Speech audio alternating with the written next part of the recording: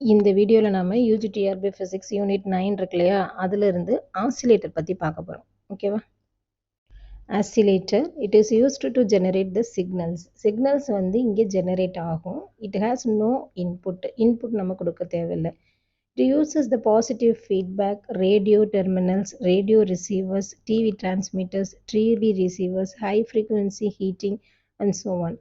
So இந்த oscillator எங்கெல்லாம் use பண்ணுறாங்க அப்படின்னு கொடுத்துருக்காங்க. பாசிட்டிவ் ஃபீட்பேக் அங்கே யூஸ் பண்ணுறாங்க, ரேடியோ டெர்மினல்ஸில், ரேடியோ ரிசீவரில், டிவி டிரான்ஸ்மிட்டர்ஸில், டிவி ரிசீவர்ஸில், ஹை ஃப்ரீக்வன்சி ஹீட்டிங் இதில் எல்லாமே நம்ம இந்த ஆசிலேட்டரை யூஸ் பண்ணுறோம். The frequency waveform and magnitude of AC input signal generated are controlled by the circuit itself. Frequency waveform and magnitude of AC input signal அது வந்து ஜெனரேட் ஆகிறது. அதை எதுனா அதை கண்ட்ரோல் பண்ணுது எது சர்க்கியூட்டு, அந்த ஆசிலேட்டர் சர்க்கியூட் கண்ட்ரோல் பண்ணுது இட் செல்ஃப், தானாகவே அதை கண்ட்ரோல் பண்ணிடுது. ஓகேவா? இது ஆசிலேட்டர். நெக்ஸ்ட்டு இந்த ஆசிலேட்டரோட classification. So classification based on the nature of generated waveform, nature of generated waveform அதை வச்சு, அதாவது ஜெனரேட்டட் வேவ்ஃபார்மோட நேச்சரை வச்சு இதை நம்ம வந்து 2 டைப்ஸாக கிளாஸிஃபை பண்ணுறோம்.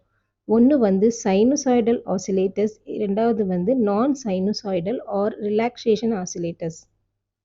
Paste on fundamental mechanism involved, fundamental mechanism involve ஆகிறத வச்சு இந்த ஆசிலேட்டரை நம்ம 2 டைப்பாக பிரிக்கலாம்.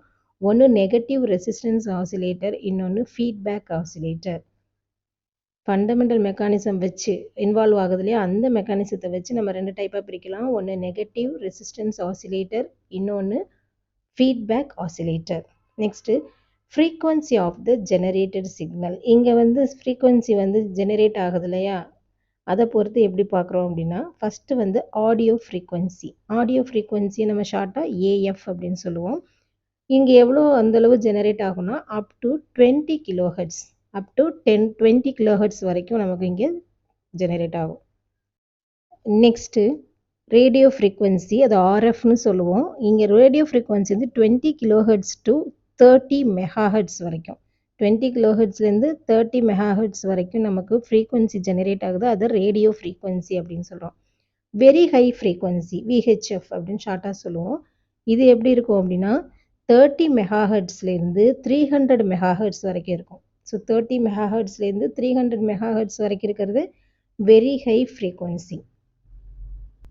நெக்ஸ்ட்டு அல்ட்ரா ஹை ஃப்ரீக்வன்சி, அதாவது யூஹெச்எஃப் அப்படின்னு சொல்கிறோம். அல்ட்ரா ஹை ஃப்ரீக்வன்சிங்கிற ரேஞ்ச் எப்படி இருக்குன்னா 300 மெகாஹெர்ட்ஸ்லேருந்து 3 ஜிகாஹெர்ட்ஸ் வரைக்கும் இருக்கும். 300 மெகாஹெர்ட்ஸ் டு 3 ஜிகாஹெர்ட்ஸ் வரைக்கும் இருக்கிறது ultra high frequency. Next microwave frequency. Microwave frequency எப்படின்னா greater than 3 gigahertz, greater than 3 gigahertz இருந்துச்சு அப்படின்னா மைக்ரோவேவ் ஃப்ரீக்வன்சி. இந்த ஃப்ரீக்வன்சி ஜெனரேட்டட் சிக்னலை வச்சு நம்ம இந்த இது வந்து நம்ம அப்படி கிளாஸிஃபை பண்ணுறோம். Audio, radio, very high, ultra high and microwave frequency. ஓகேவா? Sine wave oscillator further classified. Sine wave ஆசிலேட்டரை வந்து நம்ம திரும்ப இப்படி கிளாஸிஃபை பண்ணோம்னா அதில் என்னென்ன ஆசிலேட்டர் இருக்குன்னா LC oscillator, RC phase shift oscillator, crystal oscillator, negative resistance oscillator. Sine wave ஆசிலேட்டரை நம்ம ஃபர்தராக கிளாஸிஃபை பண்ணோம் அப்படின்னா அதில் LC oscillator, RC phase shift oscillator, crystal oscillator, negative resistance oscillator இருக்குது. Next sinusoidal electrical oscillator that produces sinusoidal oscillations of desired frequency. ஒரு desired ஃப்ரீக்வன்சியில் sinusoidal oscillations produce ஆகுது இல்லையா, அதை வந்து நம்ம 2 டைப்பாக பிரிக்கிறோம். ஒன்று வந்து டேம்ப்டு ஆசிலேஷன்னு, இன்னொன்று அன்டேம்ப்டு ஆசிலேஷன் பிரிக்கிறோம். ஒன்று டேம்ப்டு ஆசிலேஷன், இன்னொன்று undamped oscillation. First damped oscillation அப்படின்னா என்னென்னு பார்ப்போம். The amplitude of the oscillations goes on decreasing with time. நம்ம இந்த கிராஃப் இப்போ இது பாருங்கள், நமக்கு வந்து ஒரு வேவ் இருக்குது. இதோட ஆம்ப்ளிடியூட் வந்து அப்படியே கொஞ்சம் கொஞ்சமாக குறைஞ்சிக்கிட்டே போகுது. ஸ்டார்டிங்கில் ஃபுல்லாக இருக்குது, அப்படியே கொஞ்சம் கொஞ்சமாக குறைந்து கடைசியாக 0 ஆகிடுது. So the amplitude of oscillations goes on decreasing with time. டைமை பொறுத்து அது ஆசிலேஷன் டிக்ரீஸ், அது ஆம்ப்ளிடியூட் வந்து டிக்ரீஸ் ஆகிக்கிட்டே போகுது. Amplitude of oscillation is decreasing but the frequency remains same. இங்கே வந்து ஆம்ப்ளிடியூட் டிக்ரீஸ் ஆகிக்கிட்டே இருக்குது, பட் என்ன இது சேமாக இருக்குது, ஃப்ரீக்வன்சி அப்படியே தான் இருக்குது. Depends upon the parameters of the circuit. So இந்த டேம்ப்டு ஆசிலேஷன் வந்து அந்த சர்க்யூட்டில் இருக்கிற பேராமீட்டரை டிபெண்ட் பண்ணி இருக்கு. Next undamped oscillation. இதோட ஆம்ப்ளிடியூட் பார்க்குறோம். வோல்டேஜ் ஆர் கரண்ட்டாக இருக்கலாம். இப்போ நமக்கு வேவ் லென்த் பார்த்தீங்கன்னா ஆரம்பத்துலேருந்து கடைசி வரைக்கும் சேமாக தான் இருக்குது. Okay. Loss of energy after each oscillation. ஒவ்வொரு ஆசிலேஷன்லேயும் நமக்கு வந்து என்ன ஆகும், எனர்ஜி வந்து லாஸ் ஆகிக்கிட்டு இருக்கும். The same amount of energy is supplied by some means amplitude remains same. ஒவ்வொரு ஆசிலேஷனுக்கும் நமக்கு எனர்ஜி வந்து லாஸ் ஆகிக்கிட்டே இருக்கும். அப்போ நம்ம என்ன செய்கிறோம், எந்த அளவு எனர்ஜி லாஸ் ஆகுதோ அதே அளவு எனர்ஜி கொடுத்துக்கிட்டே இருக்கிறோம். ஓகேவா? அப்படி கொடுக்குற போது நமக்கு ஆம்ப்ளிடியூடில் சேஞ்சஸ் இருக்காது. ஓகே, இதுதான் என்னென்னா அன்டேம்ப்டு ஆசிலேஷன்ஸ் அப்படின்னு சொல்கிறோம். இந்த ஆசிலேஷனில் இருக்கக்கூடிய ஃப்ரீக்வன்சிக்கான ஃபார்முலா பார்த்தீங்கன்னா F is equal to 1/2π into √LC. ஃப்ரீக்வன்சிக்கான formula F is equal to 1/2π into √LC. Next இந்த ஆசிலேட்டர்ஸ் இருக்கு இல்லையா, நிறைய ஆசிலேட்டர்ஸ் இருக்குது. ஒவ்வொரு ஆசிலேட்டர்ஸும் எடுத்து அதில் மெயினாக இருக்கக்கூடிய ஃபார்முலாஸ் மட்டும் பார்ப்போம். தியரி பார்த்தோம்னா நிறைய டைம் எடுக்கும். ஃபஸ்ட்டு வந்து RC oscillator. To generate low or audio frequency, அதாவது லோ இல்லைனா ஆடியோ ஃப்ரீக்வன்சி சிக்னலை ஜெனரேட் பண்ணோம் RC ஆசிலேட்டர். இதுக்கு இன்னொரு பேரும் இருக்குது, ஆடியோ ஆசிலேட்டர். RC ஆசிலேட்டருக்கு இன்னொரு பேர் வந்து audio oscillator. Condition for sustained oscillation. இந்த ஆசிலேஷனுக்கான கண்டிஷன் பார்த்தீங்கன்னா H is equal to 23 plus 29 into R by RC plus RC by R. இதில் RC is equal to R அப்படின்னு சொன்னோம்னா இது ஃபுல்லாக கேன்சல் ஆகிடும். ஸோ ரிமைனிங் டேர்ம்ஸ் என்ன இருக்குன்னா 56.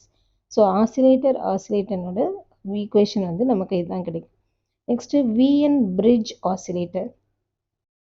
VN bridge oscillatorக்கான equation F is equal to 1/2π into capital R into C.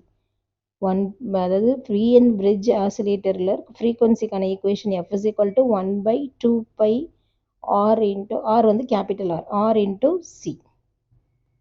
So LC ஆசிலேட்டருக்கான equation Z1 plus Z2 plus Z3 into H plus Z1 into Z2 into 1 plus H plus Z1 Z3 is into Z3 equal to 0. இது LC ஆசிலேட்டருக்கான equation. Next Hartley oscillator. இது வந்து நமக்கு radio ரிசீவரில் use பண்ணுறாங்க. So H is equal to L1/L2.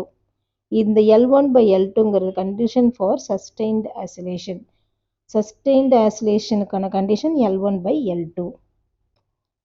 M is the mutual inductance exist between. ஒருவேளை இதில் mutual inductance வந்துச்சுன்னா L1 L2 கிட்ட, இப்போ H is equal to நமக்கு equation L1 plus M by L2 plus capital M. So இதுக்கு ஃப்ரீக்வன்சிக்கான formula F is equal to 1/2π into root of L1 plus L2 into C. General formula நமக்கு தெரியும், 1 frequency of oscillation 1/2π into root of LC. இங்கே L1 L2ன்னு கொடுத்துருக்கிறதுனால நம்ம என்ன போட்டுக்கிறோம், L1 plus L2 into Cன்னு கொடுத்துக்கிறோம். ஓகேவா? Next வந்து கால்பிட் ஆசிலேட்டர். இதில் ஃப்ரீக்வன்சிக்கான formula F is equal to 1/2π into root of L into C1 C2 divided by C1 plus C2. So Colpitts ஆசிலேட்டருக்கான ஃப்ரீக்வன்சிக்கான formula F is equal to 1/2π into root of L into C1 C2 divided by C1 plus C2. Next tuned collector oscillator. இதுக்கு இன்னொரு பேர் இருக்குது, Armstrong oscillator. So இதுக்கு ஃப்ரீக்வன்சிக்கான formula 1/2π into root of LC. இது general formula தான். Frequency of ஆசிலேஷனுக்கான formula இருக்குல்ல, அதை தான் வந்து டியூன்டு கலெக்டர் ஆசிலேட்டர்லேயும் இருக்குது. Frequency F is equal to 1/2π into root of LC. The frequency of oscillation can be varied by varying L or C. இல்லை L or C வந்து நம்ம வேரி பண்ணலாம். frequency of oscillation வந்து வேரி ஆகலாம். எதை vary பண்ணோம்னா L and C. Next, phase shift oscillator. Phase shift oscillatorக்கான formula frequency F is equal to 1/2π into capital R into C into √10. So phase shift oscillatorக்கான formula F is equal to 1/2π into capital R into C into √10. So இந்த வீடியோவில் நம்ம oscillator பற்றி பார்த்தோம். So டீட்டெயில்டாக எதுவும் பார்க்காம நிறைய oscillator இருக்கிறதுனால நம்ம அந்த ஃபார்முலாஸ் மட்டும் பார்த்தோம். ஓகேவா? தேங்க்யூ.